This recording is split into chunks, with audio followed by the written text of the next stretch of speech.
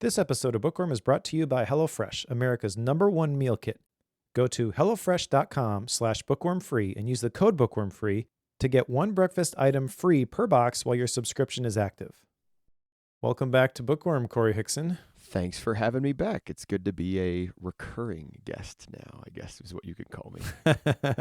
The most frequent Bookworm guest. Actually, I think you're tied with Sean Blanc. He was on twice before, too. Only one more. It's true. Well, I enjoyed the last conversation we had about difficult conversations, and you were gracious enough to come back and talk to me about today's book, which is Feel Good Productivity. But before we get there, we've got a format for the show, and we normally go back and we check in on our action items. So I'm kind of curious, Cory, were you able to? I suppose you're still off from the day job, so you probably haven't had to revisit this before your next scheduled difficult conversations. Or have you had a difficult conversation in the last 2 weeks? So I have not had a difficult conversation in the nature of this book. From a parenting standpoint, I've had a bunch of difficult conversations. But from the nature of this book, I haven't had one that would directly apply. There will probably be one or two coming up here in the near future. So I haven't followed up on this quite yet, but I can see it coming very quickly based on some things that are happening. So when that happens, I will do my best to follow up in a way that doesn't reveal too many details of the difficult conversation. Fair enough. All right. And mine was to share how I was feeling without judgment. And I feel like I have done this, but there's probably more opportunities where I could have done this and I didn't do it. I do think, though, that the mindset shift has clicked for me, where whenever I'm feeling frustrated and I'm trying to communicate that to somebody else, I'm trying to share, like, I'm feeling this way because this thing happened, and not saying because you did this. Yeah. So I think if that was the only thing that I got out of that last book that we read, it probably would have been a worthwhile read. So thanks for recommending that one, Cory. Of course. I have a question for you about that. Okay. So when you think back now, right, and you have your whole process, you have your mind map process, then you sync that down into Obsidian. When you think back on that book, if I quizzed you, and not like in terms of asking you questions, but I said, like, could you write a 1-page, or how confident would you be on a 1-page that actually fairly decently captures that book? How confident would you be?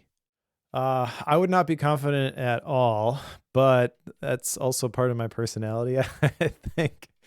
I tend to over prepare for things. And one of the lessons that I've had to learn, especially when I occasionally get asked to preach at my church, is not to prepare too much, because I get so locked into the format.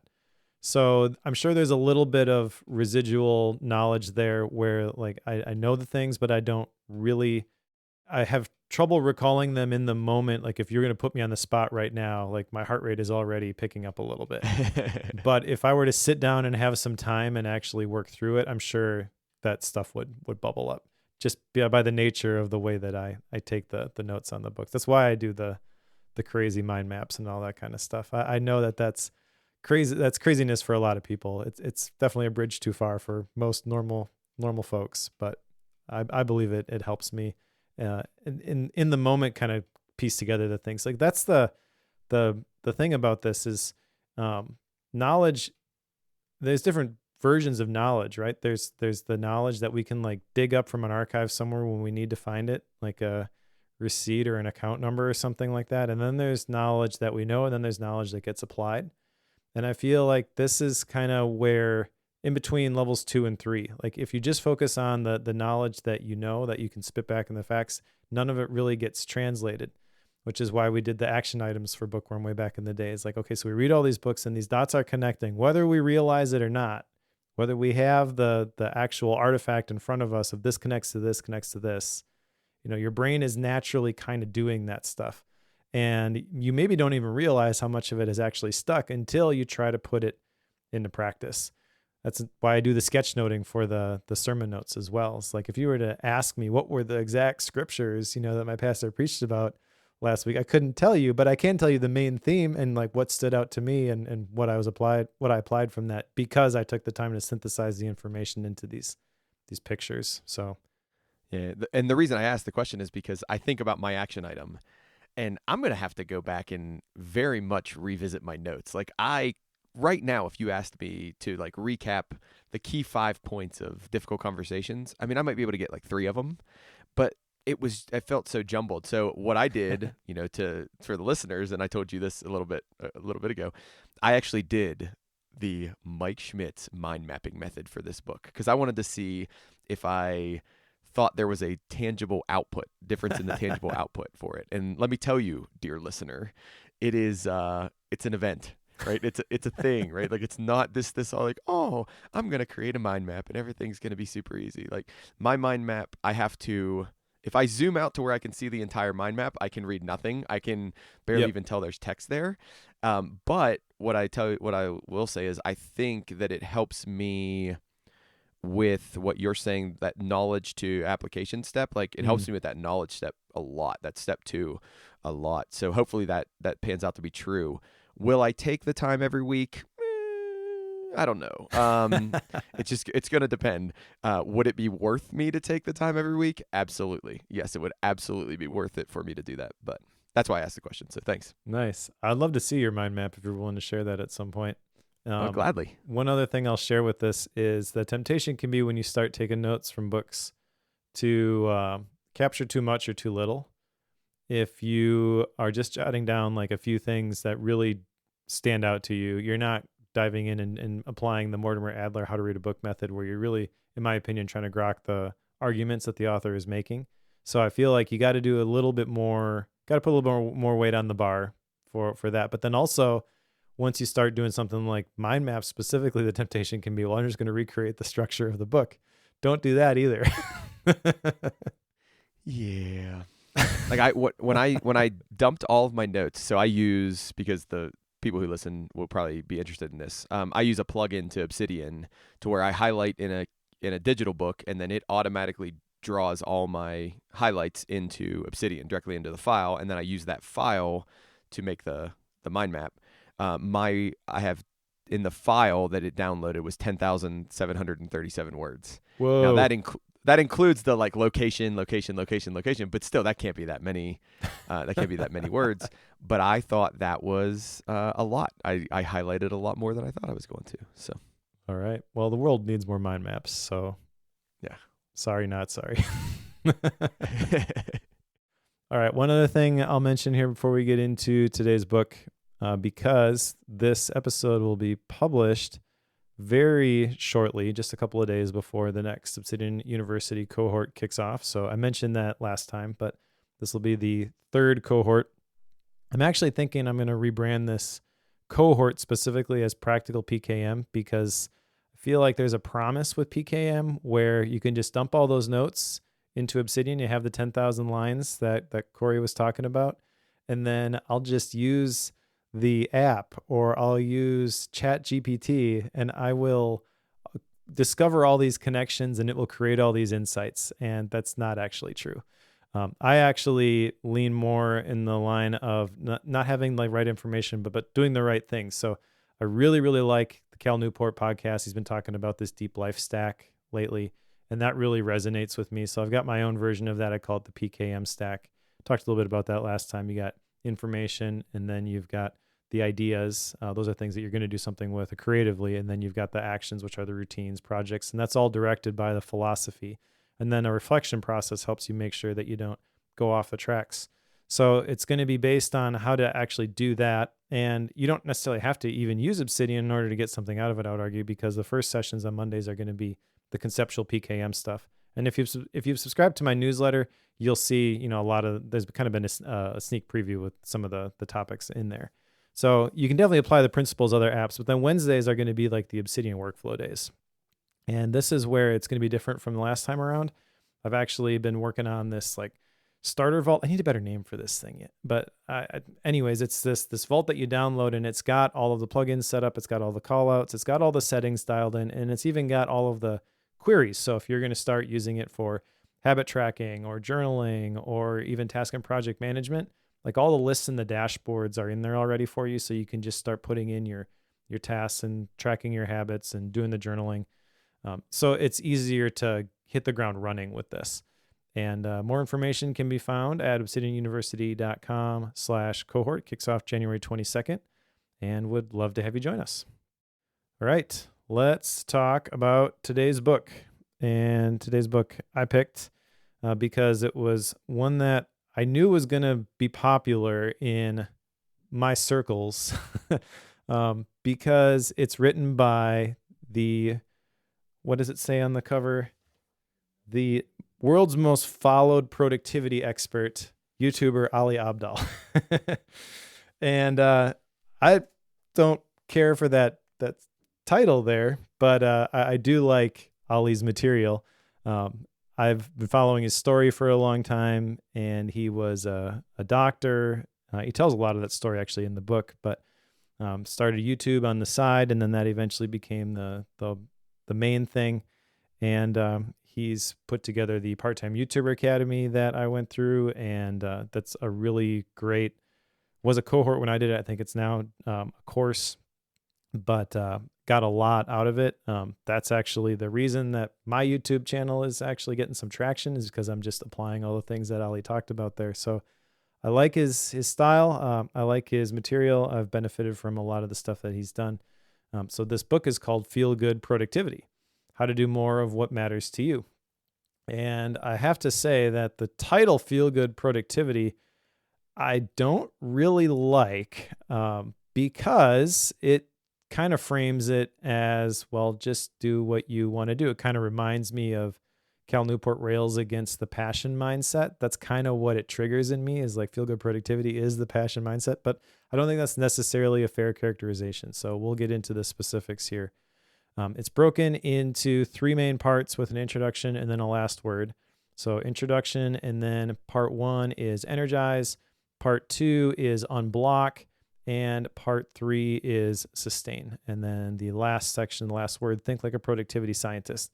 I actually kind of like the framing of that. I think it's a good way to conclude the book. Curious your first thoughts on Feel Good Productivity, Cory. What did you think when you picked it up? So I didn't really have, I knew Ali Abdaal, so I didn't really have like an opinion necessarily on what the book might be like. I agree with you. The title is, I could give or take the title. I'm not as worried about the feel good side of it as I am the productivity side of it, but I can see the argument he's making, and I understand where it came from. I know the work that he does on YouTube, and then I knew of his transition from being a doctor to being a YouTuber and a content creator. I don't think I realized that there's a lot of other things. I had no idea that this book, he says in the book that it was 10 years in the making. So could not be, when I looked at the table of contents, it could not be more different than the last book we read, the Difficult Conversations book, because it's 3 sections. Every section has 3 chapters. In every chapter, there are these 6 things that we work on, right? Like, and it's very much the like super clean, this is the formula, and I'm going to plug into the formula.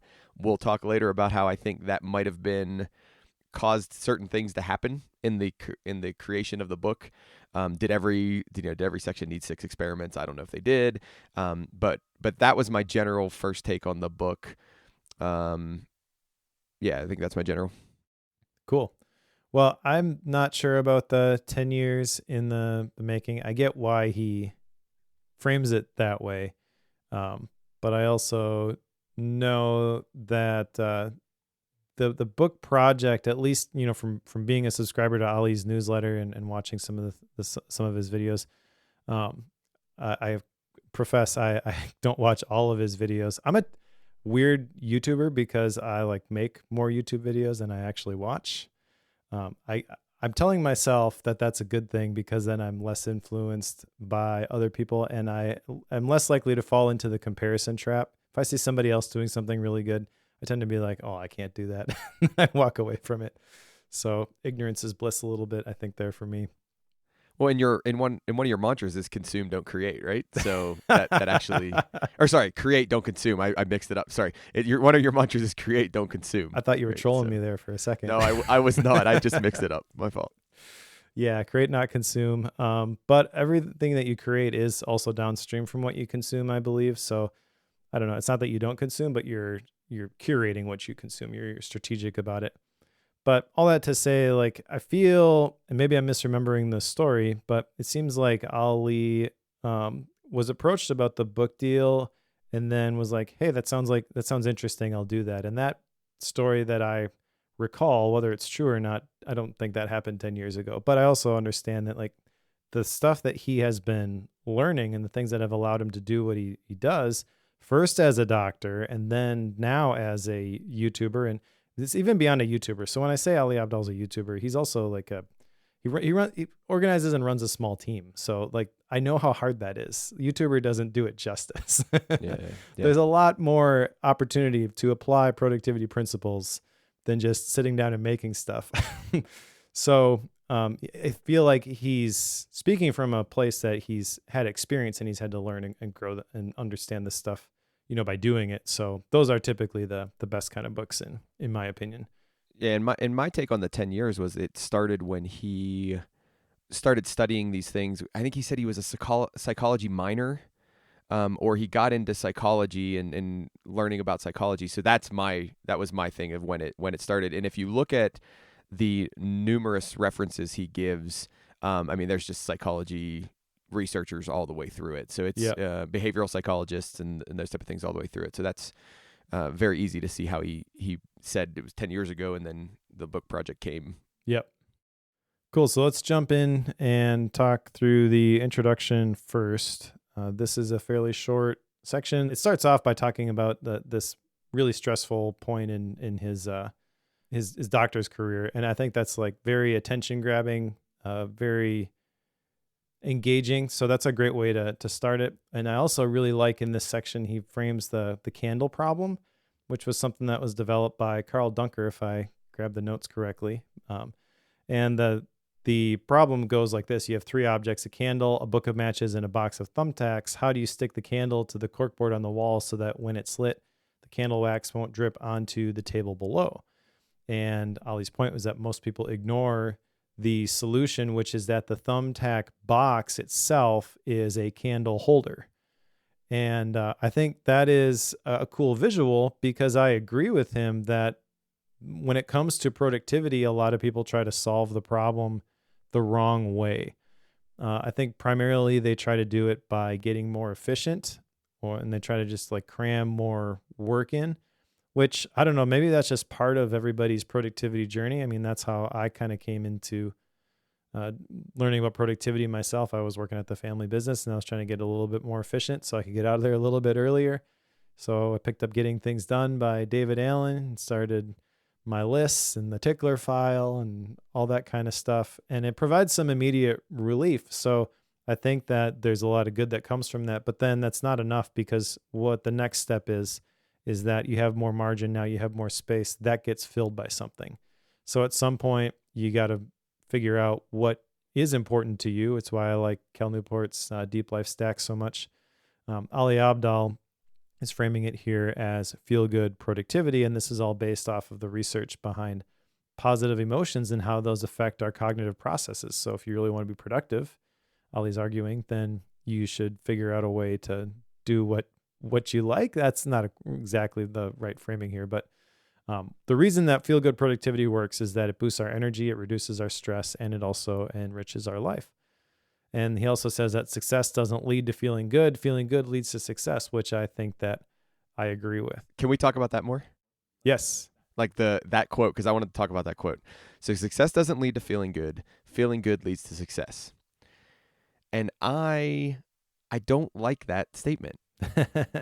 I think there's like way more nuance there, and I don't remember like how much he breaks it down in the introduction, but I agree that feeling good can lead to success, but I don't think that feeling good, like, okay, so I wake up in the morning and I'm feeling great and everything's good, but at the same time, I'm completely shirking every responsibility that I have, and I'm okay with that. Like, I kind of had a little bit of a jolt back on that one. I get what he's going for in terms of the overarching nature of the book, right? Like, okay, if you're just going at this from a completely disciplined, use time as effectively as we possibly can strategy, you're missing something. You're missing this big piece, right? There's this other piece of your well-being, your motivation, your things that he would call the feel-good side of it. Mm-hmm. But at the same time, I don't think we can just say that, that just because I feel good about doing something that it's going to lead me to success. I may be feeling good about doing a bunch of activities that have nothing to do with something else in my world that I would say I want to be successful at. So if I want to be an author, right, like talking about books does not help me get to actually being an author of a book, even though I feel really good about talking about books. I just don't ever write words, and that's where I kind of had that rub with that statement. Yeah, I can understand that, but I think I probably had the same initial reaction, but the more that I brood on that, I think that he is right from a certain perspective, because I think if you're going to try to do creative work specifically, which is what he does, you can't consistently do that if you've got nothing in the tank. Like, you have to make sure that you are refilling. And so I don't think he's saying it in the sense of, well, you just wait until you feel good and then the success is automatically going to come. Or because think about it, like his whole prior to being a YouTuber, he was a doctor and he went through medical school, and that's not an easy thing to do. And even the stories that he shares, like those are some high pressure situations. So he's kind of done it the other way too. He's kind of brute forced it before.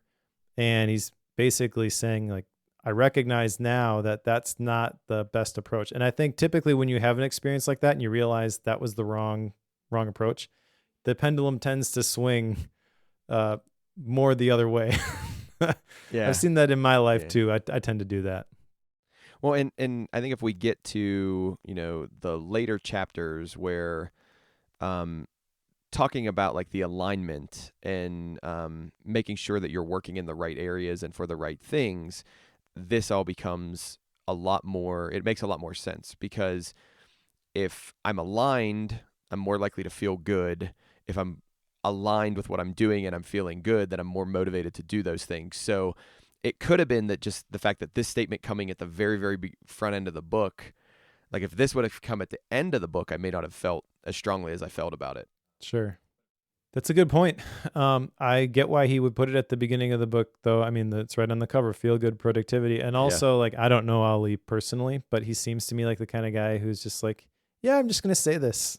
Yeah, I agree. So, all right, we'll go into section 1 here. And there's 3 chapters in each of these sections. I think we'll try to go through all of the chapters. But really, we're going to frame the discussion through the different parts. So part 1 is energize, and then the 3 chapters here, play, power, and people. Let's start with play. So the main point here is that if you really want to do something with excellence, you kind of can't put all this pressure on it to be something. You have to kind of hold it lightly, and you have to kind of be curious. And the point that he's making at the beginning, the instruction, I guess, is that life is stressful, so we should embrace play because it's going to make it more fun. And he has a bunch of different ways to do that, which are all of these experiments. I'm not really sure I like the framing of the experiments, but essentially each of these experiments is like a principle. And I get why he did it as an experiment. I mean, he's a doctor and he's leaned into the whole scientific aspect of this. So an experiment just kind of makes sense. But the first experiment, he talks about choosing your character. So he's saying, and I just picked this one because he has 8 different play personalities here. And there's the collector, the competitor, the explorer, the creator, the storyteller, the joker, the director, or the kinesthete. And I'm curious, Cory, is there one of those as you read this that you identified with? I was going to ask you the exact same question. You beat me to it. I would say no, there's not one of them, but I think there's two of them that if you smush them together, that's where I sit. So I think I sit more on the director and the kinesthete side of it. So I just like, figuring out how to lead things well and kind of, making the ships run. And then the industrial and systems engineer in me says, okay, now how do we make it run better, right? Like, how do we look at that, say, and there's this thing, or we're wasting this much time here, or we could be doing this in this different way.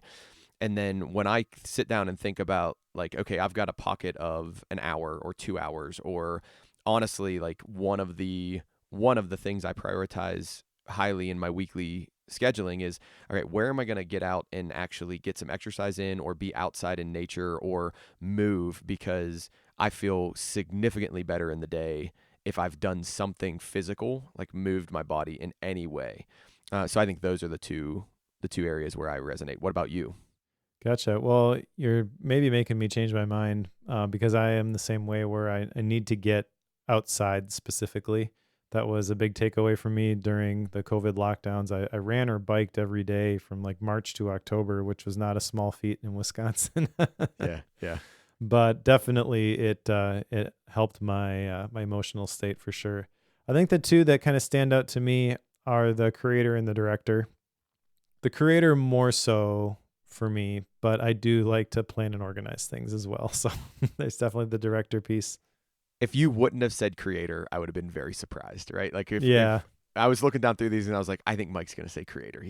I would be surprised if he didn't. Well, what's interesting about that though is like there was a period, and I've talked about this before, so I won't tell the whole story, but I did say, I guess I'm just not creative. Like I struggled with that piece for a long time. So I don't know. I mean, out of those 8 different personalities, he's basically taking the approach of like your life as an RPG, which is kind of a cool framing, but I'm not sure it's quite that clean. Like I personally believe that everyone is creative.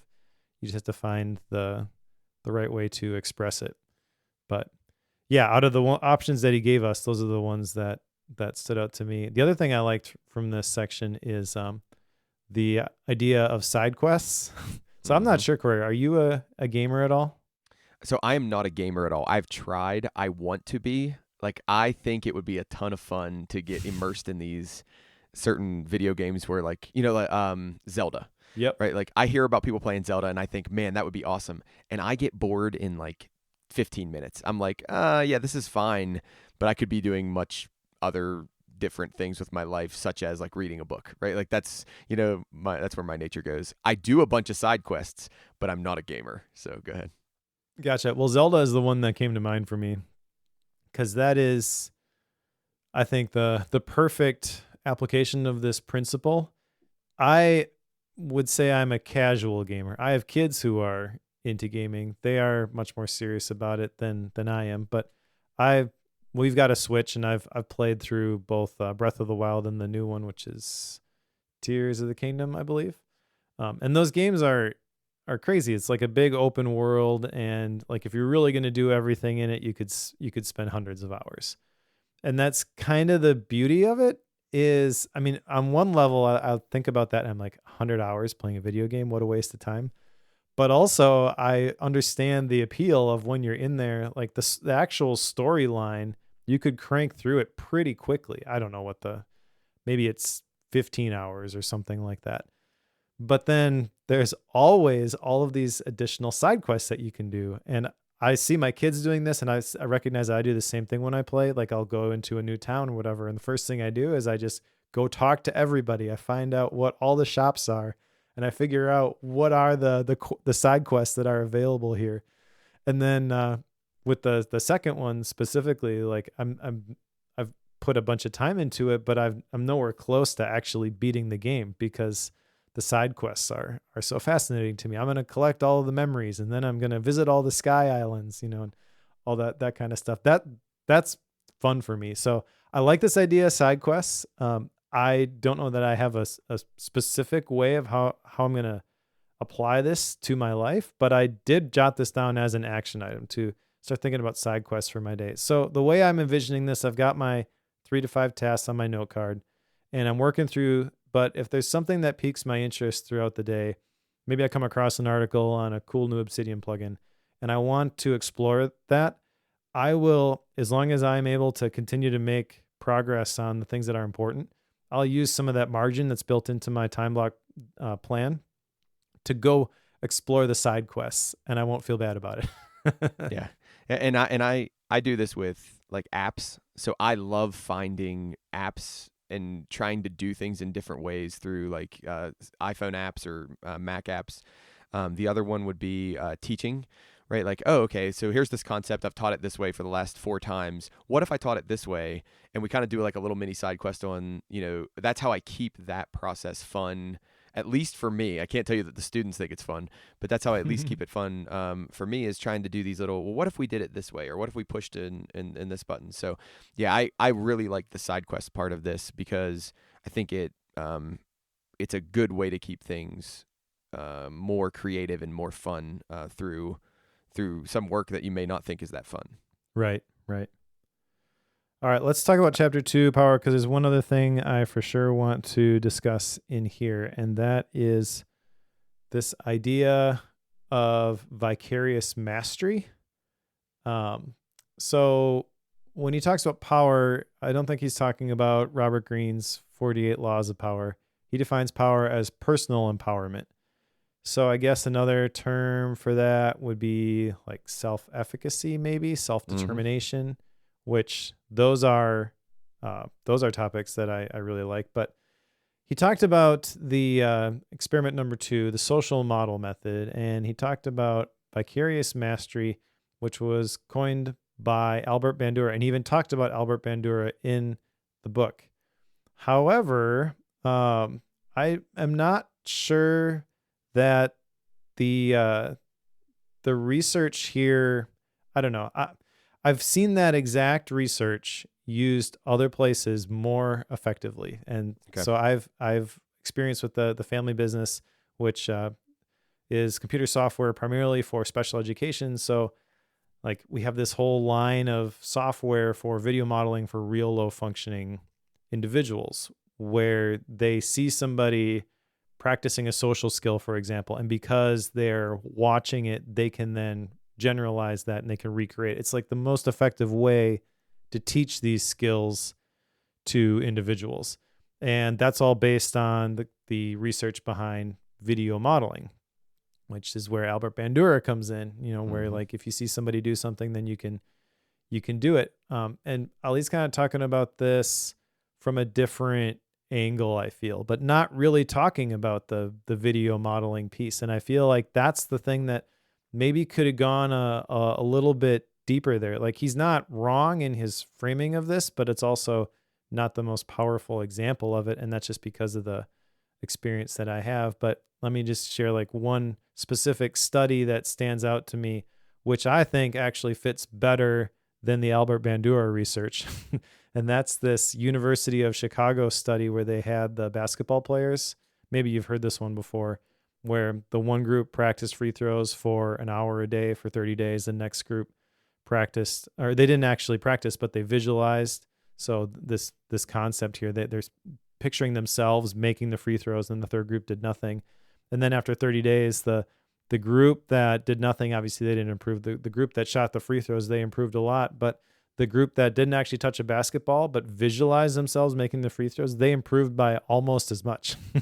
Yeah. Right. I don't have the study in front of me. I don't have the exact numbers, but I've seen that, hundreds, if not thousands of times. And that, I feel, is like more powerful for the argument that he's making here, which is, if you really want to be able to do something, then you can learn to do it other ways. You could watch other people do something, and then you can successfully recreate that if you do it the right way. Yeah. So a couple things.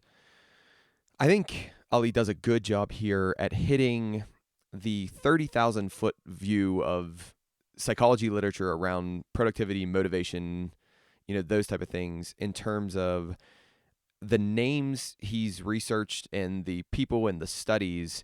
They're all what I would consider credible, right? Like when I was in my grad program, I mean, we read about a lot of this stuff. I read a lot of these folks' works for different reasons, educational, but for different reasons. So there, if there was a validity there, from, okay, like I can trust what he's telling me here. I think where you're saying about is this the best example, or, I actually kind of didn't, resonate with that example as much. I think this got lost between the experiments and then the justification for the experiment, right? Like, I think more of the emphasis of this book was getting these 6 experiments done for every chapter, and I'm going to tie into what I can tie into, and I think that's just a natural byproduct of the way he structured the book. I don't think it's bad. I just think there are better examples, and I think your example that you gave of the basketball study is a more tangible, or a more higher takeaway, if you will. I get where he's coming from, though, because he's basically touching on a lot of different principles, and he really can't go super deep in any one of these if he's going to do 6 experiments a chapter across 9 different chapters. Yeah. So, but there's some really good stuff in here. I mean, he talks about the Shoshone approach, which is beginner's mind, the protege effect, where when you teach something to someone else, you learn it better yourself. And then there's even something a little bit later here, which I thought was really profound. When we can't take ownership of the situation, you can still take ownership of the process. Mm-hmm. Like, yes, 100%. We could have an hour-long conversation on that specifically, because that is the thing that I feel a lot of people get stuck with. And maybe it's a bit of a leap for people to get to that point from the introduction. But I think that this is exactly what someone who picks up feel-good productivity needs, is to recognize that the situation isn't necessarily just going to work itself out, but that's okay. You can take ownership of your situation, and you can steer your own ship without somebody giving you permission to do that. It's not that explicit in this book, but the thread is there, and I really like it. Are you interested in talking about chapter 3? Because if not, I have a real quick hit on chapter 3. Yeah, let's talk real briefly. Chapter 3. So, the thing that I just wanted to call out from this is, so chapter 3 is called People. And he talks about energy vampires at the beginning, people who suck the energy from you. I've heard this framed differently by Michael Hyatt, and I think it might have actually came from Dan Sullivan originally. I'll see if I can dig up this blog post. It was it's quite old now, but I remember reading a Michael Hyatt blog post about only hire people that have the batteries included. And it was basically talking about people who have their own energy source and people who just like suck the life out of everybody in the room. Yeah. Right. So that is getting into emotional intelligence, which I think is fascinating. But the one thing I really wanted to call off, well, actually, I'm wrong. 2 things. One, I want to give a plug for in the faith-based productivity community and in the Obsidian University community, actually. I've been doing these live co-working sessions, which are exactly like the writer's hours that he's talking about. And these work. These are cool. We show up, we turn our cameras on, we share our intentions, and we work in silence for an hour. And then at the end, we share what we got done, which that's pretty cool. And then the Benjamin Franklin thing, I wanted to talk about that too. I'm not sure if that's what you were getting at. Well, so let me hit on the comrade idea. That he has this comrade mindset as one of them. When I was in grad school, a lot of us successfully wrote our dissertations through this model. We basically said, we looked every semester and said, where is the hole in your schedule to where you can come in and we're just going to sit in a room together. And the first 5 minutes is chatting and like, just, hey, how are you doing? Whatever, you're getting all your stuff out and making all your kind of noise. And then for the next 2 hours, 3 hours, whatever it ended up being, we're not going to talk unless somebody has a very specific question that like they need help with. And we're just going to work, and we're all going to do this together. And there were probably 6 of us, and man, is it effective, right? So exactly what you're describing, it is that you do through the faith-based productivity community. It is super effective in terms of that. So that was really the one I wanted to hit out of people. I wanted to make sure we didn't move past it before I could talk about it. Nice.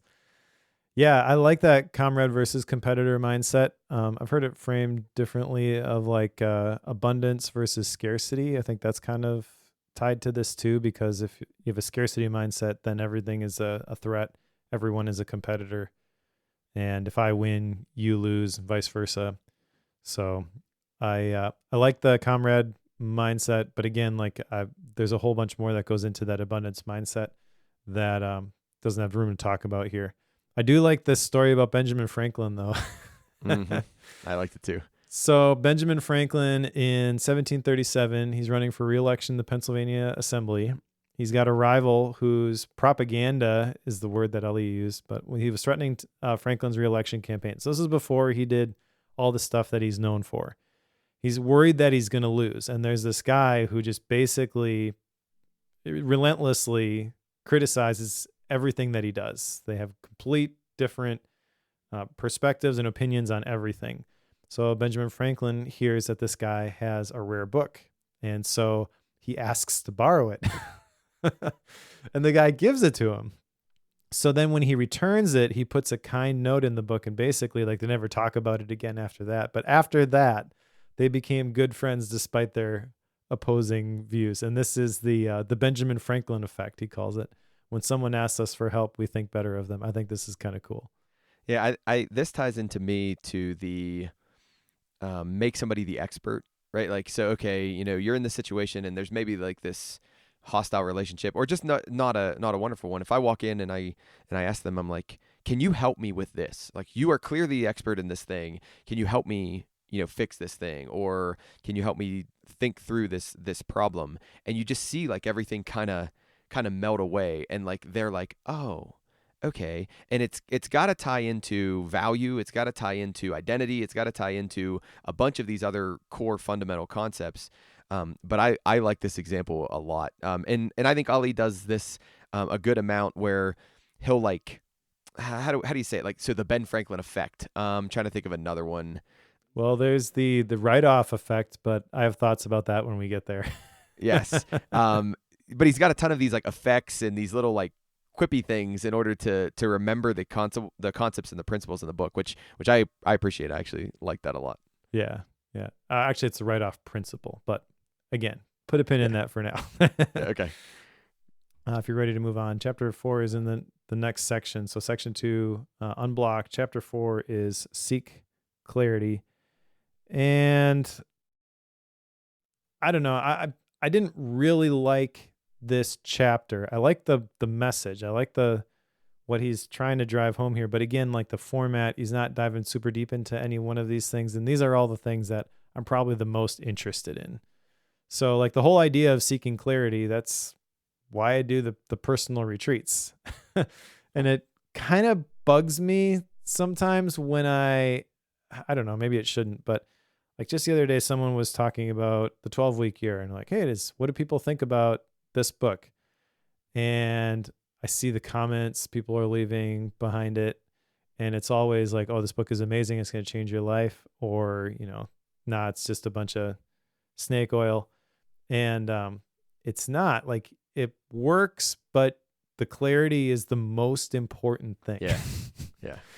And you're not going to get the clarity doing tactical experiments. Like, this is something that's like, you really got to sink your teeth into this before you really get it, I think. But what did you think of the nice goals as opposed to SMART goals, right? SMART goals has been around for a million years.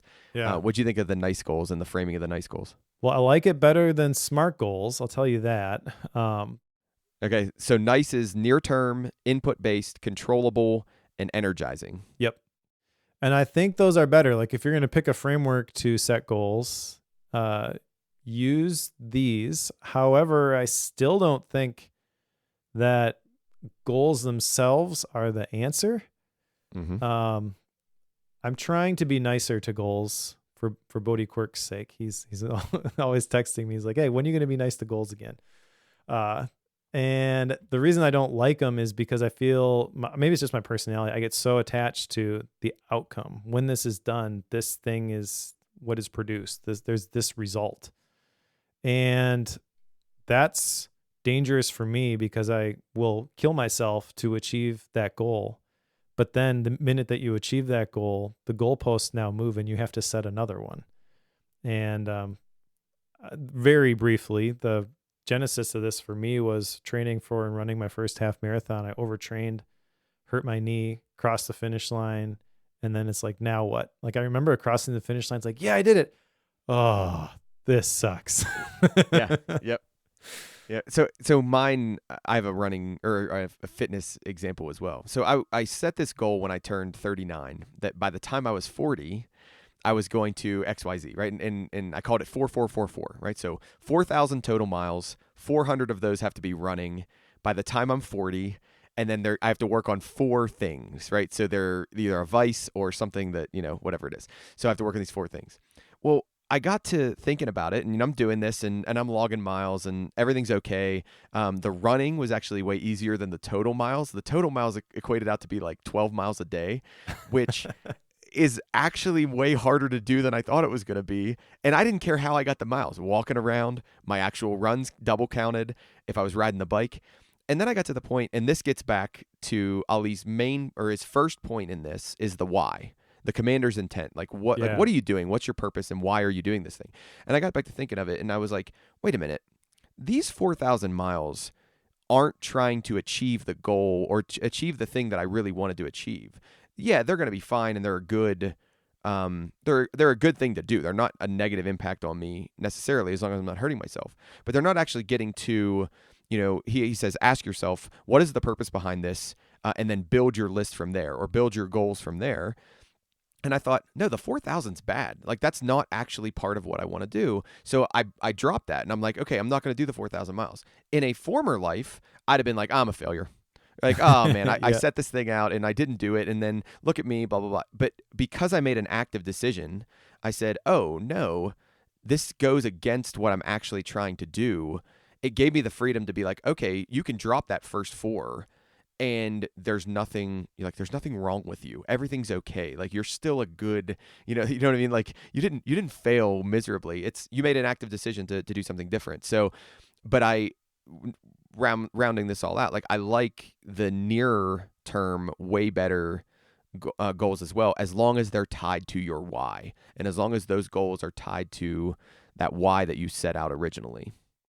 Yeah, I mean, the best version, in my opinion, is who cares how many miles you get in, but you have embraced the identity of a runner, and so you run regularly and you enjoy it, which that I think connects better to the whole concept of feel-good productivity than setting goals.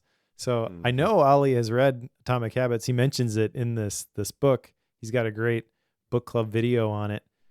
That whole identity-based habits, like, that was the thing that really clicked for me. And when I had to do physical therapy and I had to reset my counters, essentially, it's like, okay, well, now I had to relearn to run again, basically.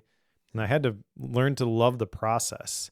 And that's the reason that I still do it, is because I got to that point.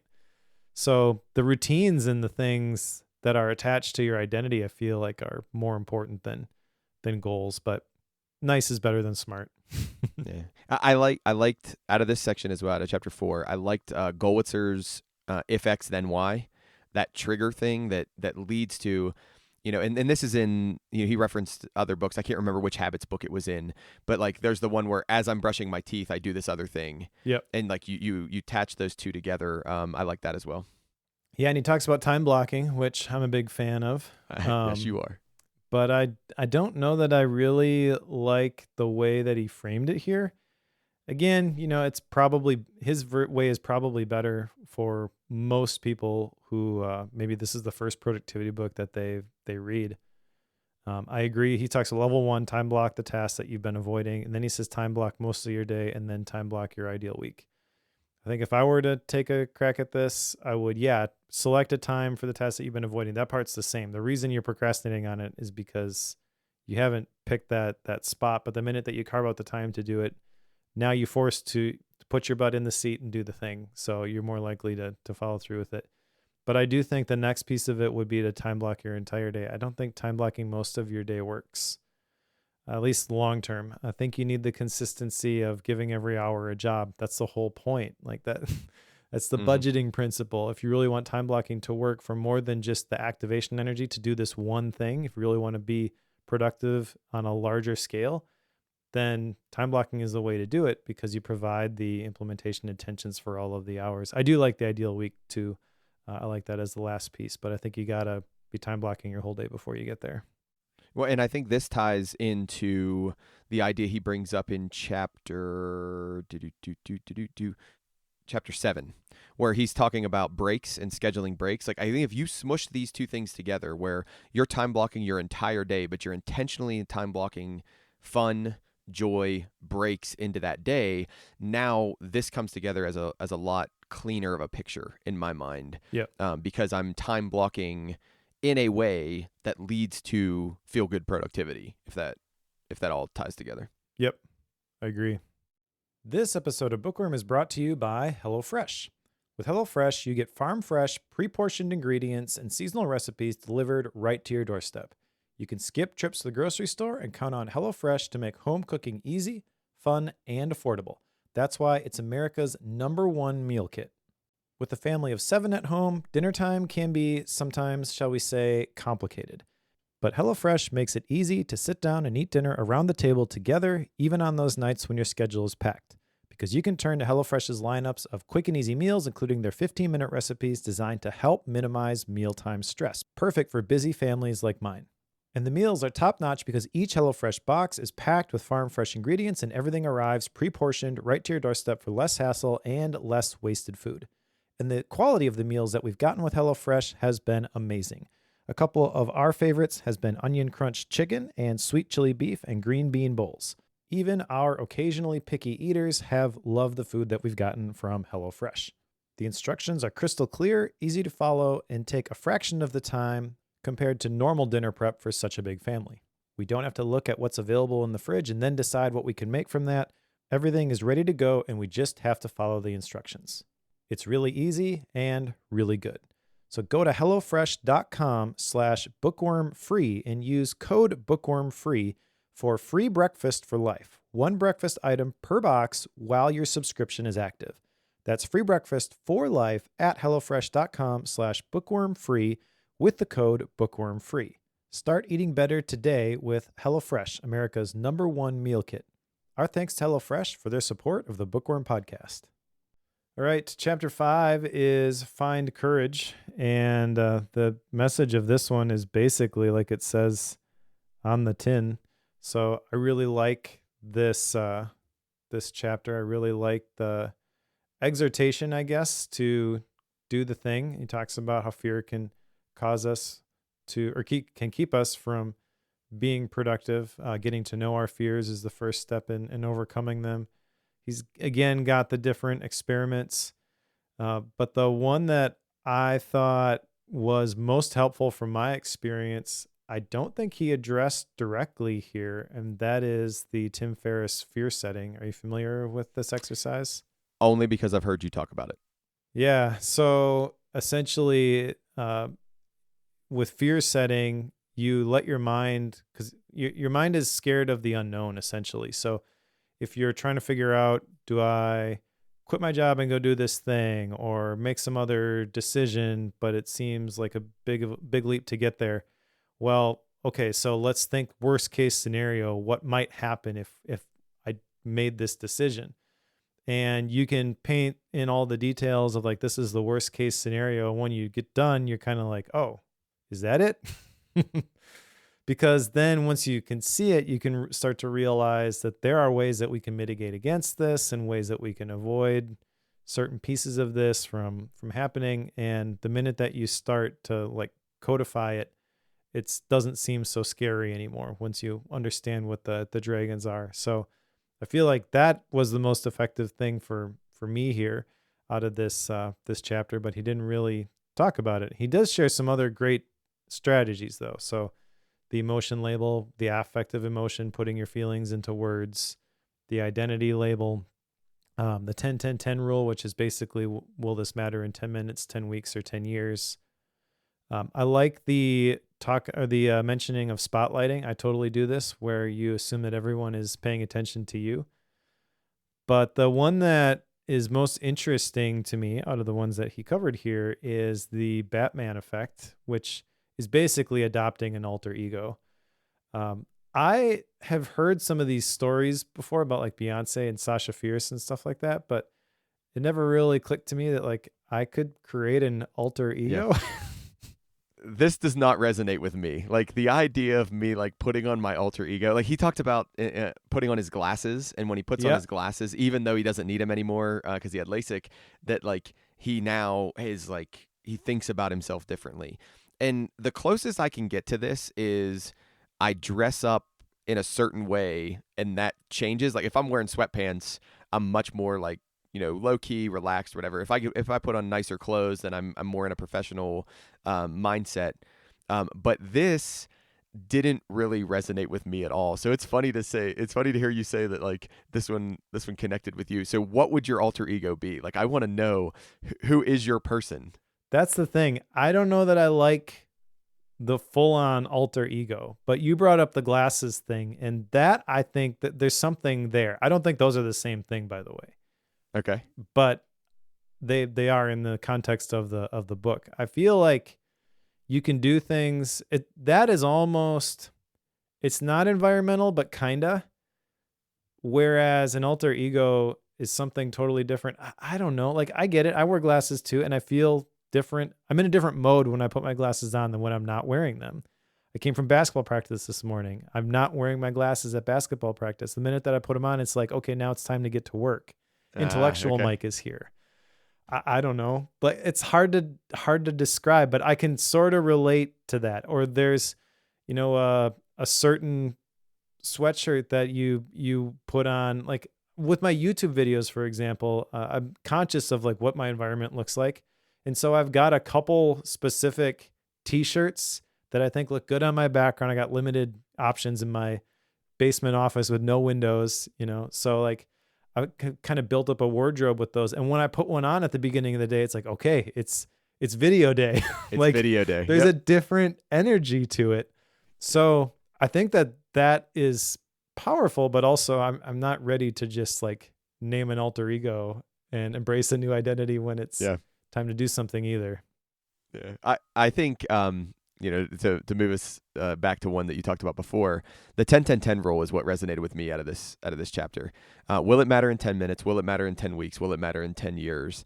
And I think the reason why this one resonates with me is because I find more often than not, like the 10 years one, a lot of the stuff just won't, like it won't matter in 10 years. And we get so it's like I smush this together with like spotlighting.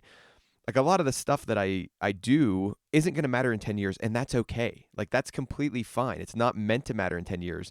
But in my brain, I want to do the kind of stuff that like 10, 50, 100 years from now, people are like, yeah, do you remember when Cory did whatever it was? Yeah. And then I think back and I go, well, do I really want to do that stuff? Like, I mean, because sometimes that's good, and then sometimes that's bad, and you're not necessarily knowing how that's going to work. But that was the one that stood out to me is if I had an action item, out of this book, I think that's going to be the one, like the top one. The key action item is, all right, think about those things. Will it matter in 10? Will it matter in 10 weeks? Will it matter in 10 years? And how do you feel about that? It isn't yes or no. Like, I don't think yes or no is the appropriate answer to that. It's more a matter of how do you feel about that? Like, are you okay with that? Or is that not a good use of your time because it doesn't meet the priorities you want to? But this ties back into your clarity thing. If I don't have clarity about the things I want to matter in 10 minutes, 10 weeks, or 10 years, that exercise becomes a little bit more difficult or less interesting or less relevant. Yep, totally. All right, so chapter 6 is get started. And again, the premise of this chapter is to, as it says on the tin, start doing the thing. Newton's first law applies to productivity as well as physics. Takes more energy to get started than to keep going. Totally agree with all of this. I remember one of the things that first clicked with me in terms of beating procrastination was this concept called the 5-minute rule, which was I will just do this thing for 5 minutes. And then once you show up and you start doing the thing for 5 minutes, chances are that you will follow through and finish it. But you give yourself permission to disconnect and stop the thing if you really want to after the 5 minutes. So I don't have a whole lot of notes about this section, actually, because this has been the thing maybe that I've grown the most in since I first started my productivity journey. Like Now, if something needs to get done, I am going to find a way to get it done. I'll use Yeah. the tools that Ollie's talking about here, reduce the environmental friction. I mean, we could spend hours talking just about how your environment affects your productivity, but that's really something that people should be thinking about is why are you having this feeling of procrastination? Why are you resisting this thing every time you sit down to actually do it? Maybe you can find a way to make it easier. Maybe you can break it down and define the next step. Maybe you can track your progress. Maybe you can find an accountability buddy, like he talks about. But I do feel that this is a good way to end this section, where really the only way to get unblocked is to actually do the thing, and whatever you got to do to figure out how to do that, like, do it. And I think this is the law of inertia really resonated in terms of, oh yeah, I think it resonated from a standpoint of, hey, this is a thing. It's not just me, right? Like there are more people than just me that say like, I want to do this thing, and then 2 weeks go by, and 3 weeks go by, and 4 weeks go by, and I like what you're saying in terms of, okay, if you want to do a thing and then 2, 3, 4 weeks go by and you're still not doing it, why? Like, let's analyze why that is the case. That was the main takeaway from chapter 6 for me. The experiment that resonated the most with me was probably either tracking your progress or finding an accountability partner. Accountability partners have been huge in my life in terms of, I want to do a thing. I know this is going to be challenging. Is there a person who can come alongside and do this with? I disagree with him on some level because he says a stranger with a similar goal. I've never tried to do this with a stranger, but I've always done it with somebody who's like in my, not necessarily the immediate circle, but at least like one, circle out. That way it doesn't feel so, difficult to do the things he says, where it's agree on the culture, discuss the process in more detail. So I think the accountability piece is fantastic. And like, I think that's that core piece to overcoming the inertia of falling back into your old routines or just not doing it. I'm just not as sold on like, well, finding a stranger, like finding some like random stranger with a similar goal. It's like, well, how do I do the other things? So, yeah, I mean, I thought chapter 6, I agree with you. It was a good way to wrap up this section. There is something about that, though. I don't know exactly how to define it, but if you have a stranger with a similar goal and you get together and we're going to do this thing, and I tell you that I'm going to do this thing, like, the connection that we have is around doing the thing, I will feel like I have to do that thing because I don't want to let you down, even though you're a complete stranger. Whereas if you have somebody that's close to you, you could be like, yeah, I'm going to do this thing. I think it's easier to just be like, oh yeah, well, it didn't happen. And well, they understand. They know everything else I got going on, or I don't know. Like it's almost like they'll forgive me, but the stranger might not. Yeah. Yeah. And I wonder if there's a service where it's like an accountability buddy service where you go on there and you put in, I'm looking for an accountability buddy in X. And then like somebody else comes in and they're like, I'm looking for that too. And then you connect. It's like a matchmaking accountability buddy service. I'm sure there's something like that. I was thinking of Focus Mate, but that's more, that's not specifically in a shared area or anything. It's just you are working with a stranger, but it's like the live co-working sessions that I was describing before, where you can just schedule those calls. I think the best version of the positive peer pressure is probably a mastermind group where it's very clear that we're here because we want to do this thing, but everybody is very much invested in the outcomes. So that investment means that you're not going to tolerate it when somebody's like, yeah, sorry, I didn't do it. Yeah. Are you still part of one? I couldn't. Yep. You were at one point. I remember you mentioned it. Yeah, and I don't know. You got to find the right mix of people, and you also need to make sure that, like I said, that there's that investment piece. So I've been thinking through like how could I maybe facilitate these in a better, more meaningful fashion. Did it a long time ago for the Focus podcast. Just connected people who had time blocks available, but I think most of those didn't really work out because the investment piece wasn't there. People were just kicking the tires. Oh, maybe I'll be interested in this thing. No, you really got to commit to it because you got to develop those relationships to the point where you feel like you can't let those other people down. Yeah. Alrighty, what do you think? Moving to part 3? Yeah, let's do it. All right. So part 3 is labeled sustain, and chapter 7 is where we will start. And this is conserve. The big thing I wanted to chat about from here is burnout. Probably because I'm closer to it than I care to admit. But I also think he talks about different types of burnout. There's overexertion burnout, there's depletion burnout, there's misalignment burnout.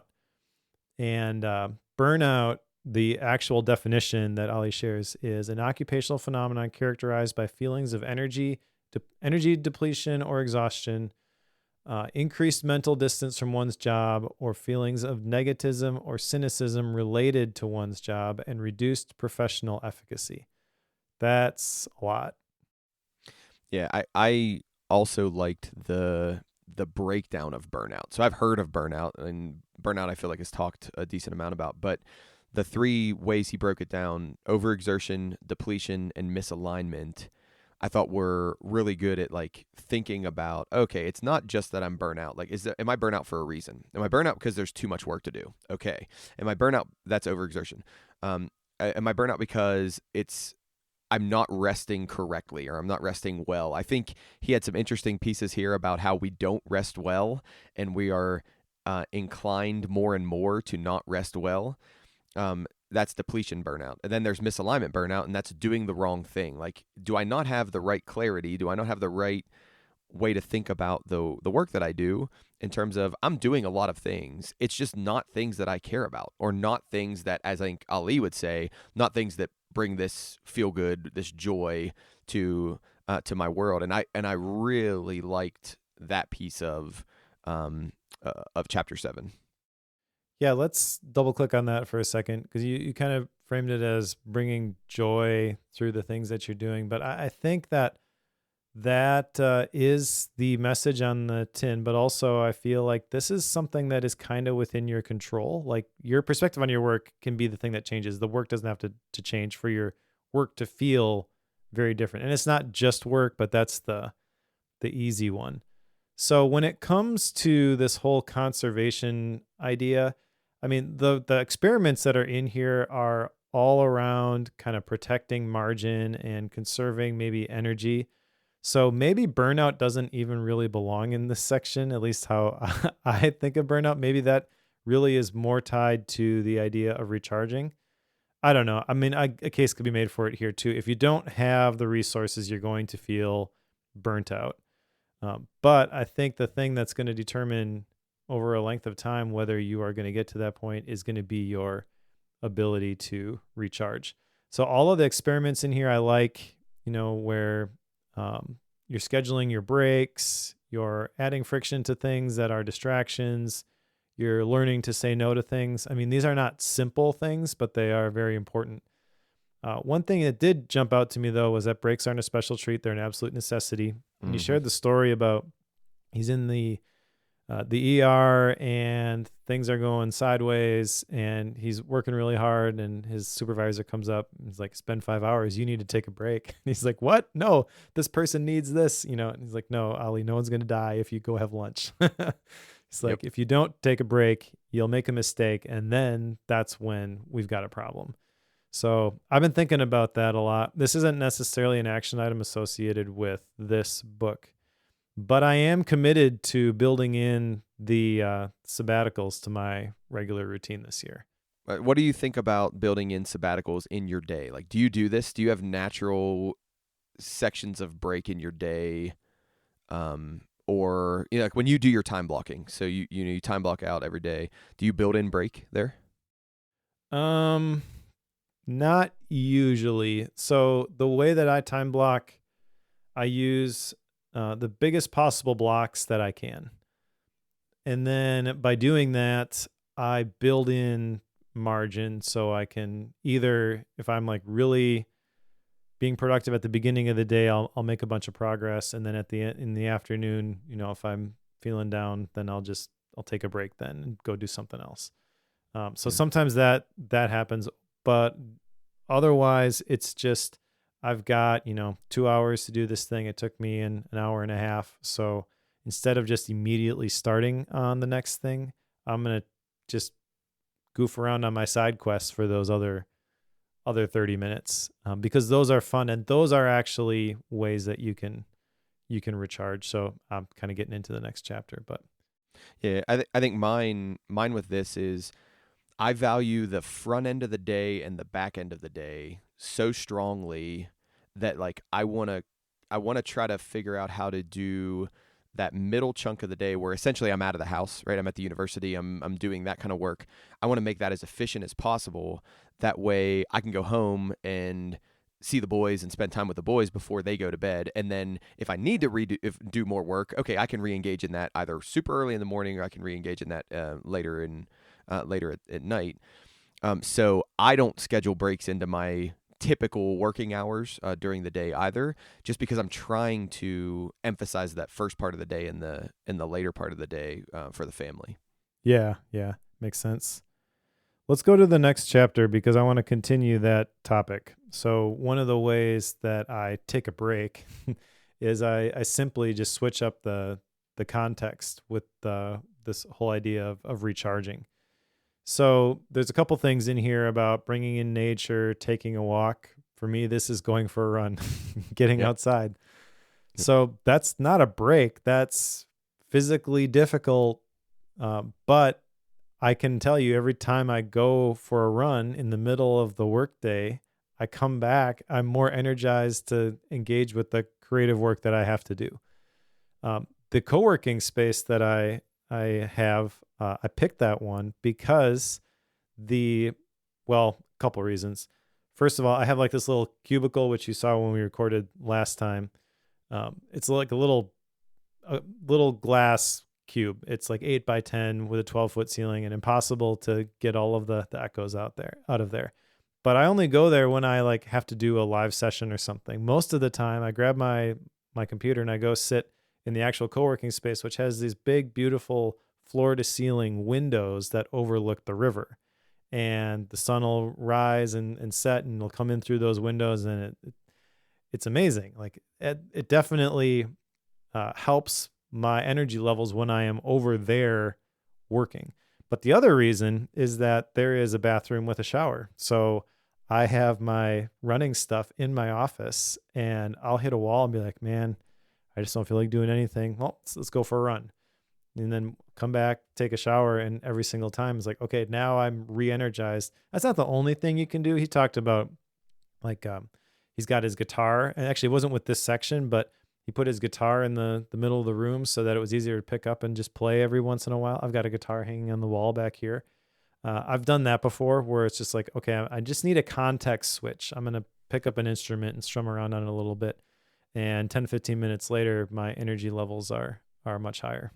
See, and this is the point I wish you would have gone to here is if I'm working a physically taxing job, where I'm building something, construction, whatever it is, my break can very much look like reading a book, right? Where I'm not actually taking a break, to your point, right? Like you're going for a run. That's not actually taking a break. Like that's planned into your schedule, but it's taking that cognitive break, right? Like it's switching that context in a way that our brains think we are taking a break, you know what I mean? Or our bodies feel like we are taking a break, or we actually are in that context. So I really like this conversation because it's like, yes, break doesn't mean what he gets into later, where I like sit down and just aimlessly, look at the ceiling for 40 minutes. It might be that, like, that'd be great. I recently got into a non-sleep deep rest. Have you ever heard of this? No. Okay, so non-sleep deep rest is you hit that lull like at like 2:00 in the afternoon, 3:00 in the afternoon. Well, you're not going to take a nap, right? Most people aren't. They're not going to lay down and take a nap. But you can put on these playlists, or there are apps for it, where it almost walks you through like a guided meditation that puts you like right on the border of taking a nap, right? Like, I mean, you're like super duper close if you do it well. And man, you feel like a ton better when you're done. And like some days you need that. Like some days I need that. Other days I need a walk. Like I just need to go out and get in nature. Yeah. I can't remember if it's in this section or not. I think it was in this section where they talked about the fact that they showed the pictures to people, and the pictures impacted their level of productivity or their Yep. ability to do a task, and the green one or the pretty one versus the gray one. And I got to thinking about that in terms of how much is the artificial ability to bring nature in. Even if we can't get a window, we can put pictures of pretty things, pretty natural things around us. Man, like what an impact that potentially has on our psychology and our ability to rest and recharge. I thought that was a really interesting takeaway. Yeah, that's crazy to think about. The other thing we should talk about in this section is the write-off principle, because that's where this is. Mm-hmm, mm-hmm. So, do you remember the write-off principle? Yeah, so the write-off principle is the idea that we should grant ourselves permission to write off a day and intentionally step away from achieving anything. So you sound like you're very passionate about this, or at least you wanted to talk about this. I'll tell you my take on it before you dive in. Yeah. I think this is valuable for me. So not, I don't like it on the passive nature, right? Like if I'm going into something and I'm planning to get something done that day, and I don't do that, like that doesn't resonate as well with me, or that doesn't feel as good to me. If I plan in a day, like I'm writing off this day, almost like taking a vacation day. I like this principle a lot. I can tell you, from an education standpoint, the holiday break, that's a very valuable write it off period of time where there has to be built into there some days where I intentionally am not doing anything. Like I'm not doing any admin work. I'm not doing any kind of stuff to get ready for the next semester. Because if not, I'm just completely wiped, right? Like to the point of this chapter being recharge. I won't be able to recharge if I don't do that. So from that standpoint, I like it. But from a passive standpoint, I really get frustrated with those days where it's like, oh, nothing's going my way. I'm just writing it off. I don't care. I'm done with this day. I don't like it from that perspective. There you go. What's your take? Well, I like the principle itself. My issue is with the spelling of this. Really? It's a spelling issue? Well, so it's spelled Reitoff. Why? Do you know why? I don't remember gathering that there was any reason why he wrote it that way. He didn't actually say in the book, but where do you think that came from? Oh my gosh. Is that like some German philosopher who did one of these studies like all these other ones that we've read about? I have no idea. Like, I mean, I feel like I should know something that I don't know right now. No. If you had to guess, what would you think? Where did that term write-off come from? I have no idea. Like, I mean, based on what you said, maybe a person who's studied this. Yeah, that's the thing. It's not. It's literally just a different spelling of the word write-off. Okay. All right. And that bugged you. It does bug me. It does, and this is completely unfair. I realize, but I listened to Nick Milo's podcast where he interviewed Ali, and Ali literally said like, "Yeah, I just wanted something that looked different, so I changed it." And then like people were kind of running with it, like, "Oh, is this some guy's German last name?" And he didn't feel the need to correct them, which I get, but also like, why? Yeah, I had I no feel idea. It's a little bit deceptive based on everything else and all the other research that is in this book. You see a name spelled like that, and you're thinking, this is named after somebody, right? But in the section, there's no description of the person because it's literally just the story that he had with his flatmate, where she's like, why don't you just write off the whole day? That's where the whole principle came from. And so this, I feel like, was a poor choice. Yep, I can easily see that. It's he probably thinks of it as an Easter egg, right? Like that's yeah, one of those, yeah. Which from one perspective, maybe an argument could be made. I think at best, it's not that funny. It's not that clever. At worst, I feel like you're opening up yourself to people questioning the validity of a lot of other stuff that you've just said.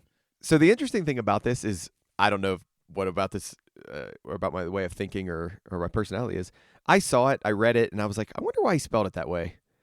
whatever. And I just kind of moved on. Like I didn't really like sit on it. I didn't think he didn't connect it to anybody like you're saying. Cause I was like, was I supposed to pick up on the fact that this is like ties to some researcher? I did not pick that up if I was supposed to pick that up. Yeah. So, okay. I can see where you're coming from. Which Not the again way is I not thought. really that big a deal because most people will just take that approach. Most people who read a lot are going to take that approach because if you're not going to tell me, like, I don't have time to go dig through all of the things that you're citing in the back of your book and figure this stuff out for myself.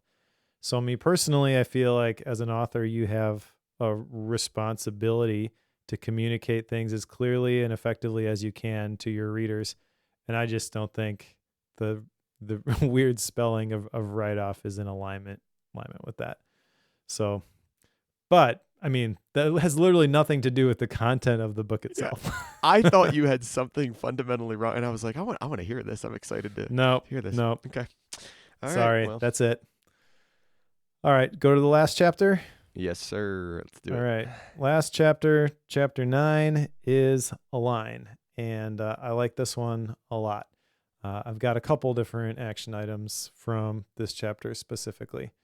So the big idea here that I liked was the spectrum of the extrinsic versus intrinsic motivation and how not all extrinsic motivation is bad. If you go on one end, you got extrinsic, then you've got interjected and then identified and then intrinsic. The most effective one is actually that identified motivation. It's almost intrinsic motivation. You're basically taking external events and external circumstances and using them to create the intrinsic motivation is kind of how I think about that. And I think that's really powerful. Alignment is the most powerful thing you can do if you really want to be more productive. Going back to what you're talking about, like the personal retreat stuff. That's the other thing that gives you is it gives you alignment. One of the things I do is I take my life theme, I take my core values, I look at those, and I ask myself, do these still resonate? And then if they do, then I'm going to be using that as the baseline for everything else that happened throughout the last 90 days. Was I living in alignment with these things? And if not, I've already decided the core values and the life theme aren't changing. So what I'm doing needs to change because if you're not in alignment, it is going to create friction. It is going to feel like you're not in the right place. So there's lots of different things that you can use to kind of push things in the right direction. One that he talks about was the eulogy method where you write your eulogy. I think I actually did this at one point as an action item in Bookworm, but I actually want to go back and I want to review it and update it. So if I'm misremembering that and I haven't done it yet, I'm going to actually do it. But otherwise, I'm just going to touch it up and probably make a few edits to that.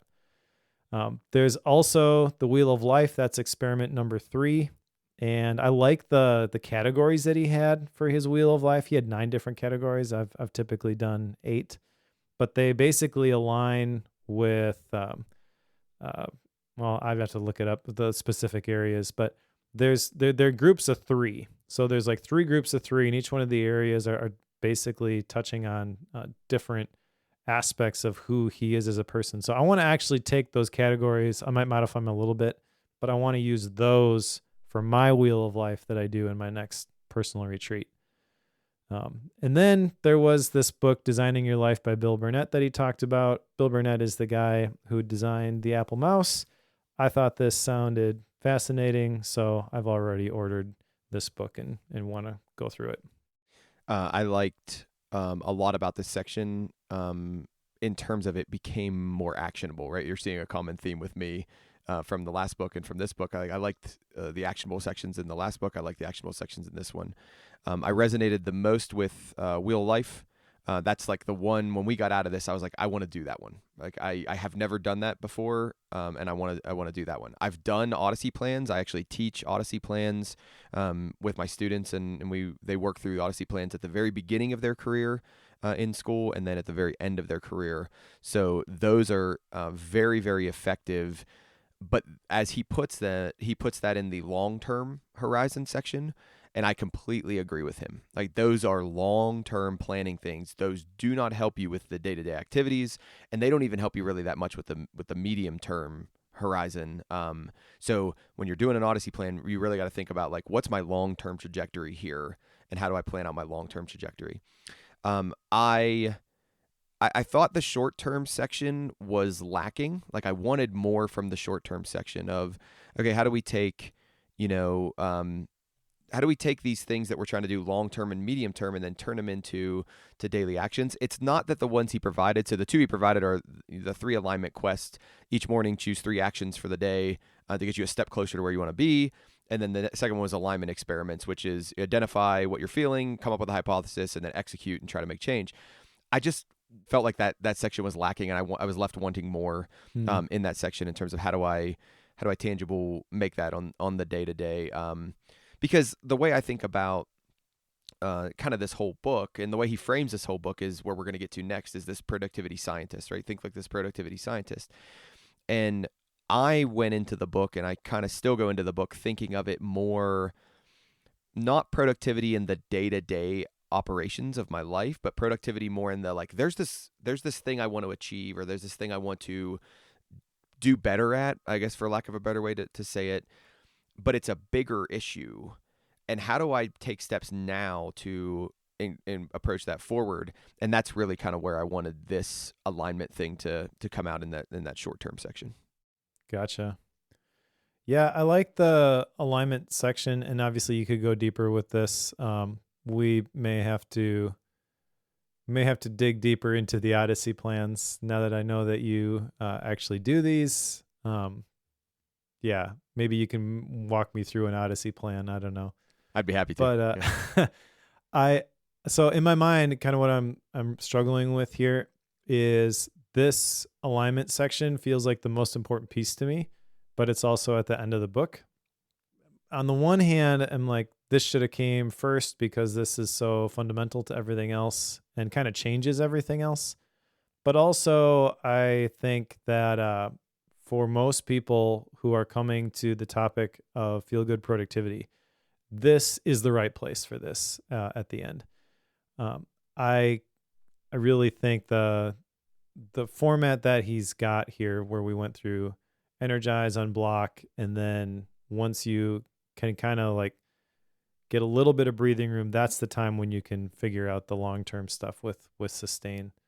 So I think this is a really powerful way to end the book. Well, it's not actually the end because there's still the last word, but basically the end. Anything else you want to mention here before we go to the last word? Not on this section. We can move on. Okay. So then the last word is literally just the section where he's encouraging us to think like a productivity scientist. Talks about how productivity isn't about discipline. It's about doing what makes you feel happier, less stressed, and more organized. And I think on the surface, people are going to either put too much stock in that, or they're going to write that off. Write off. Because it's not that simple, but I think he's right. When it comes to long-term productivity, it's not about how much you can force yourself to do things that you hate. It's about the love of the things that you are doing, whether it's natural and it's just something that's really fun, or it's something that you've created enough meaning for the thing that you just want to do it so badly. And I also think that he talks about here how some experiments are going to work for you, others won't. The book is a toolkit, so figure out what works and discard everything else. That is the perfect way to end this. Now, there are lots of these experiments, 6 per chapter, 9 different chapters. So you can't go into it thinking all of those experiments are going to be exactly what I need, and I'm just going to apply everything that he tells me to do, and that's going to fix whatever situation I find myself in. This is how do you put it? A recipe book, maybe. Yeah. So you have to kind of pick the things out of here, and then the last thing he encourages us to do is enjoy the process. And I think that is really good advice and a great way to tie this one together. Yeah, I like the fact that he's consistent in his theme through it. That he has experiments, right? And then he says, think like a scientist, and keep doing these things until you figure it out. Like experiment your way through this. I like that he's consistent in that theme. I think that comes from like kind of the way he did it and the way he started thinking about productivity, and then the way he got better at thinking about productivity, and then the way he formed a business out of thinking about productivity. Like I like the way he buttons everything up from this. I have a couple questions about the whole book in general for you, if you're okay with taking those at this time. Sure. Okay. So this book feels to me like a series of YouTube videos or a series of podcast episodes that was smushed into a book format. And I don't mean that in any kind of negative way, but like I almost think about the structure of this as, hey, you could easily do an episode for every one of these experiments. You could do an episode for the different subheadings he has within the chapters. You could do an episode for the actual chapter itself, and then you could do an episode for the part. Like there is a whole series of content here. I went and tried to do research, so correct me if you did this and I'm wrong. I don't think there's a course built out of this. No. But like I could very easily see a course coming out of this that is the, hey, do you like this, or do you want to focus on this one aspect of this experiment? Come do this course, which is a very business-like creator mindset to, I'm going to take this one thing and I'm going to turn it into 15 things, and all of these are going to be revenue drivers for me. And I mean none of that in the negative sense. I mean that's what the book felt like to me as I got to the end. Yeah, I said there wasn't a course, but I'm thinking there may be now, because I think Ali had a Skillshare course at one point. I'm trying to look that up quick and see if that follows this this format. Can't tell just from the webpage. But you're right that there's definitely opportunity to go deeper on a lot of the stuff that he talks about here, which I don't think necessarily is a bad thing for the book, but we should actually talk about action items before we get to style and rating. Any other questions you had before we get there? No, I think I might have had another one, but I forgot it, so it's okay. Okay.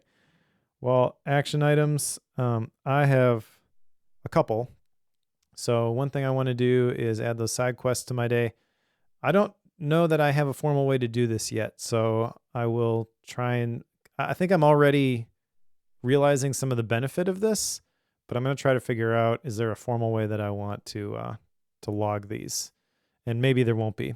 I also want to write and review my eulogy, and then update my wheel of life with the new categories, which are listed on page 247.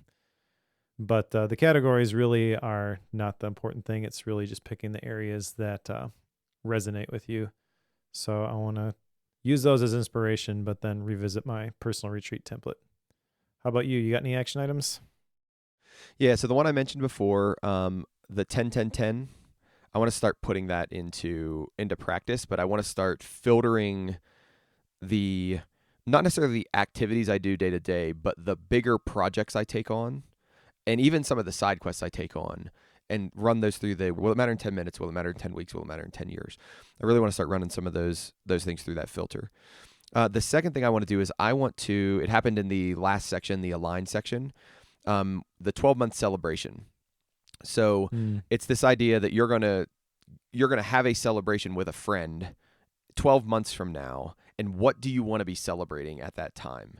And I want to develop what I think I would want to be celebrating, and then what is the first action step that gets me there. And that's kind of his experiment there. So I think those two are good, tangible ones for me to take away. Cool. All right. Style and rating. I have been dreading this section because honestly, I don't know what to rate it. I have made a resolution that I'm only going to use whole point ratings based on feedback from David Sparks.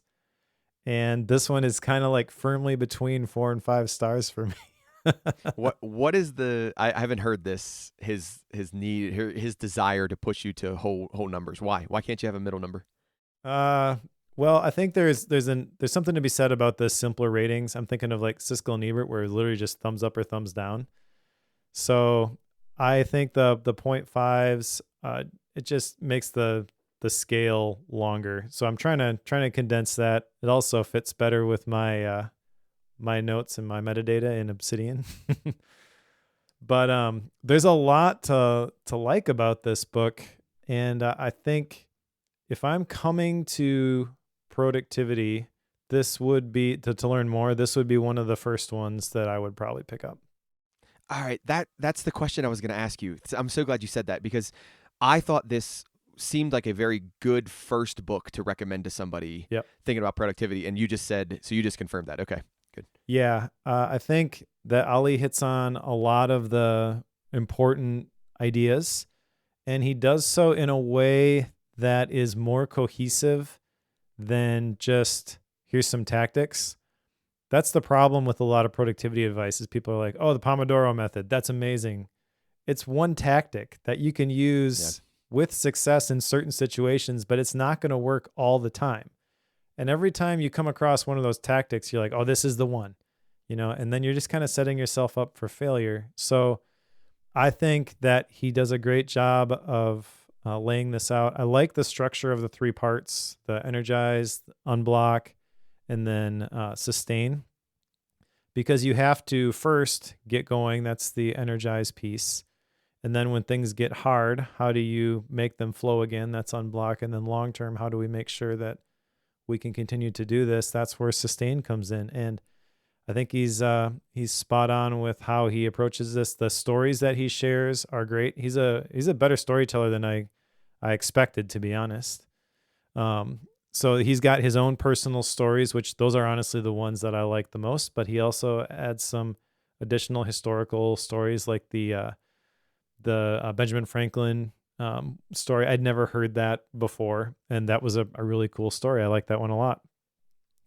I have some nitpicks with specific sections of the book, the write-off principle, the weird naming. I don't really like the experiments, but also as I was thinking through, like, how else would you frame those? I think actually for what he's trying to do here, that's pretty effective, especially when you take into consideration at the end, he's saying, like, this is a toolkit. You're going to run these experiments. Some are going to work, some aren't. That's really effective. So I don't know. I think there's some really good stuff in here. And obviously, having read a bunch of other books at this point, could easily go deeper on a lot of this stuff. But I think he did a pretty good job with this one. I'm going to give it 5 stars. I think for me, where I am right now, it probably is a 4-star book, but I've read hundreds of productivity books. Yep. So if you are a Bookworm listener who is interested in this topic and you have not read all of those books, this would be the place to start, like I mentioned. Now, I guess the caveat here is that if you've been in the productivity space for a while and a lot of the things that we talked about today, you recognize, like, you've read books which talk about where those things come from, maybe there isn't a whole lot that's new here for you. However, I think just the way that he describes things and the stories that he tells and the different perspectives that he shares, this is not regurgitated productivity advice. It's a entertaining, engaging read. So I would recommend that people read this one.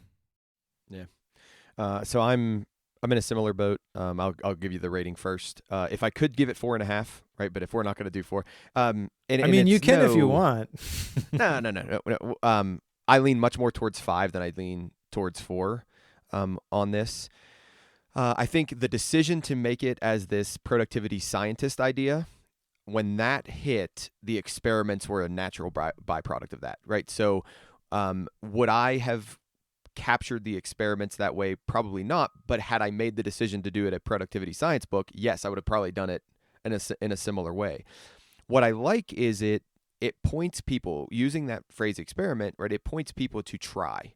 Like, just give it a shot, see what happens. And this is where, I came in with the question about, do you think this would be a good first productivity book for people? Because that was my gut takeaway from this. I've not read nearly as many productivity books as you have, but I've been in the space, like reading and researching and listening to people talk about this kind of stuff. So I wouldn't consider myself an absolute newbie to it, but I also wouldn't consider myself as advanced as you are, having read as many books as you've read on productivity. But my gut reaction was, man, this would be a really good book for somebody who's first interested in, I want to improve, I want to get better, I want to be more productive. What's an approach, or what's some resource that's going to give me a lot of different things to try, right? And I can try this one, and it's a fairly small buy-in to try it. Like, you don't even have to read the whole book, just go to that experiment section and try that experiment. So I agree. I think this is a 5. I think it was very accessible to read. I think it was very well organized in terms of its structure, and overall, the qualms I had with it were very, very small in terms of the importance and the nature of the style of the book. So yeah, I definitely give it a 5. Awesome. So we got a golden book here from Ali Abdaal. Yeah, thanks for recommending this one, because I didn't have an expectation going in, but when I got done with it, I was like, oh, that was a great read. Yeah, I enjoyed this one a lot. And it inspired me to pick up Designing Your Life by Bill Burnett. And I think I want to go through that one next time. So you want to come back and walk me through an Odyssey plan? Wait, I'm going to be the most recurring guest ever as of next episode. Yes. No, absolutely. This is a ton of fun. I'm learning a lot, and I'm really enjoying the conversation. So yeah, absolutely. Awesome. Cool. Well, thanks everyone for listening. If you are reading along with us, pick up Designing Your Life by Bill Burnett, and we'll talk to you in a couple of weeks.